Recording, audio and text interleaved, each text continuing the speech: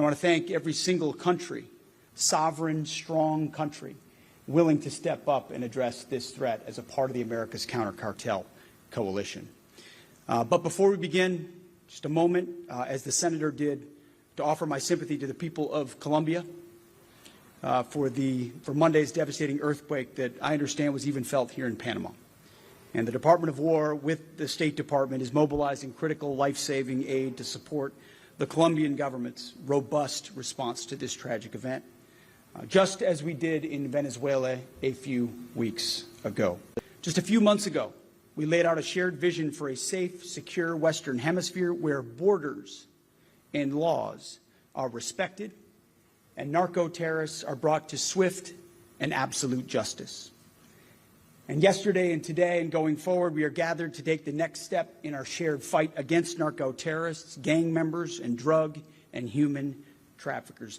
Designated terrorist organizations, the ISIS and Al-Qaeda of the Western Hemisphere, no different, and they should be treated as such. It's now nearly 1 year since the launch of Operation Southern Spear, the first time in history that the Department of War launched a sustained military campaign against U.S. designated terrorist organizations in our shared hemisphere.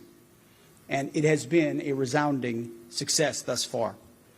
We've seen record drops in movements of narco vessels across major maritime corridors inside our hemisphere, including, at a minimum, 65% reduction in the Western Caribbean, a 60% reduction in the Eastern Caribbean, and a nearly 50% reduction in the Eastern Pacific in the north and south of the Galapagos Islands. We have knocked the narco-terrorists in the maritime domain on their heels. We forced them to adjust their tactics, techniques, and procedures, their TTPs, and operate outside of their comfort zones. We are retaking the open seas and our maritime borders. This is a bad time to get in a drug boat in the Western Hemisphere.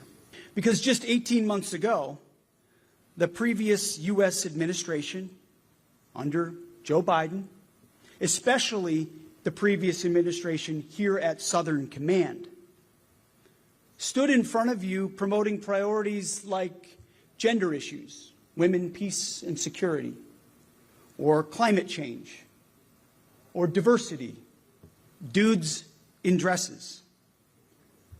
I've said this before, but the Department of War is done with that nonsense. Full stop. And I assume you and your countries are as well. Real threats, real capabilities, no more leftist make-believe or dress-up time.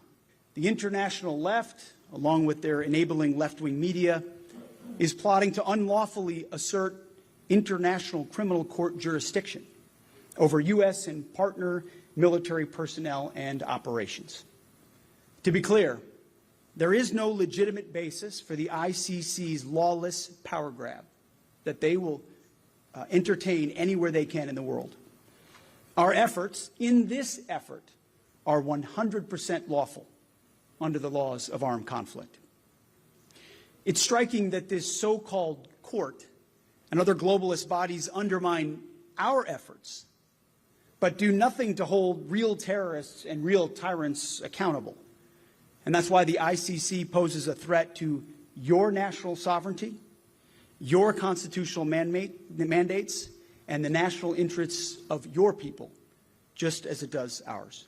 We answer only to our own citizens and our own constitutions, not unelected international bureaucrats. That's why I strongly encourage every ACCC member to leave the ICC and reject their attempts to rob your governments and your courts of your sovereignty. And to reiterate, not really necessary for this group, but around the globe, President Trump does not tolerate free riding, and we're not here for games. When we say we will dismantle the cartels, we mean it.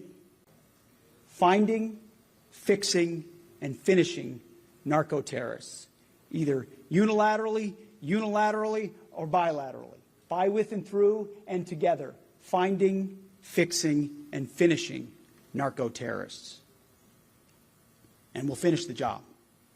Which is why I'm proud to announce the new motto of the ACCC, maybe formal, maybe informal, I haven't decided yet. The new motto of the ACCC is, we do bad things to bad people. That's the mentality I want to have inside this room.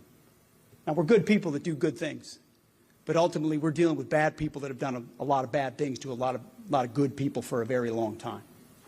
And they're about to meet a new sheriff in town in the ACCC, and we mean business. Narco-terrorists, DTOs, drug traffickers are hereby on notice. Under President Trump, we will make the Americas great again.